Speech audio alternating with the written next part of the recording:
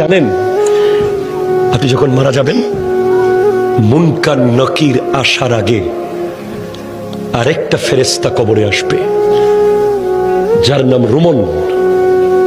সে আপনাকে বসাবে, বলবে লেখো, উকতুব আমালাক, তোমার ৬০ বছর কি কি করেছো প্রত্যেকটা মুহূর্ত লিখে দাও। ৭০ বছর যা যা করেছো সব লিখে দাও। ৯০ বছর যা যা করেছো সব লিখে দাও। আপনি জীবনে একটা বাজারের লিস্ট লেখেন নাই, আপনি জীবনে একটা দোকানের হিসাব লেখেন নাই, আপনি ট্যালেন্ট ছাত্র ছিলেন, শুধু লিখতে বিরক্ত লাগে বলে আপনি ফার্স্ট ক্লাস পান নাই কলেজে, ইউনিভার্সিটিতে। আপনাকে ৬০ বছরের লেখা লিখতে হবে। প্রশ্ন করবেন, এই ফেরেশতা, কালি কোথায় পাবো এত? বলবে মুখের থুতুকে কালি বানাও। কলম কোথায় পাবো? হাতের আঙ্গুলকে কলম বানাও। কাগজ কোথায় পাবো? গায়ের কাফনকে কাগজ বানাও। লিখে দিতে হবে।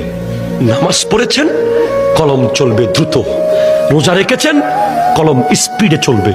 দান করেছেন, কলম স্পিডে চলবে। মা বাবার খিদমত করেছেন, কলম দ্রুত চলবে। সুদ খেয়েছেন, কলম চলবে না। ঘুষ খেয়েছেন, কলম চলবে না। জুলুম করেছেন, কলম চলবে না। মিথ্যা বলেছেন, কলম চলবে না। নাটক দেখেছেন, কলম চলবে না। বাটপারি করেছেন, কলম চলবে না। নামাজ পড়েন নাই, কলম চলবে না।